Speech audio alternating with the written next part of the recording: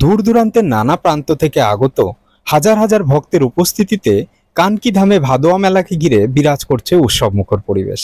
সকাল থেকেই ভক্তরা দীর্ঘ লাইনে দাঁড়িয়ে বাবা রামদেবের দর্শন ও নারিকেল নিবেদন করছেন। মেলার শেষ দিনে বিশেষ ভান্ডারায় প্রায় 50,000 মানুষের মধ্যে প্রসাদ ও খাবার বিতরণ করা হচ্ছে। সব মিলিয়ে বাবা রামদেবের এই বিশেষ মেলাকে কেন্দ্র করে কানকি এলাকা জুড়ে আনন্দ ও উল্লাসে মেতে উঠেছেন সকলে। ভান্ডারা আমাদের চলবে বিকাল 6টা অবধি চলবে।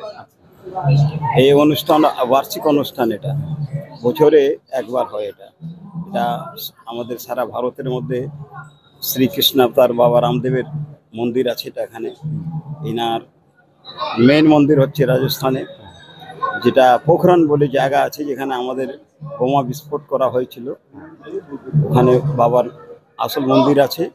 এখানে একটা মন্দির করা হয়েছে আজকে 11 বছর আগে। আর বার্ষিক অনুষ্ঠান হচ্ছে, লক্ষ লক্ষ যাত্রীরা আজকে দিন দর্শন করতে আসে। সবাই প্রসাদ পায়, বাবার আশীর্বাদ পায়। আমরা সবাইকে ভালো থাকার মনোকামনা করি, যাতে সবাই সুস্থ থাকে। আমার নাম হচ্ছে গজানন বিড়দিকা। আমি কলকাতায় থাকি, বাবার মন্দিরের সঙ্গে জড়িত আছি। এই জন্য আজকে 10 দিন ধরে আমি এখানে আছি।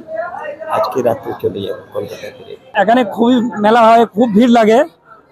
আমরা সবাই সামলাই আর সব বাড়ি সামলাবো আশা করি। নারিকেল ফাটানো রয়েছে, হ্যাঁ, পূজা করে তারপরে যায় মোটামুটি 8টা 9টা অবধি চলে এই মেলাটা। তারপরে আরতি হবে। হ্যাঁ, সকালবেলা আরতি হয়েছে, অভিষেক হয়েছে, সবকিছু হয়েছে। এখন আবার আরতি হবে পরে সন্ধ্যাবেলা।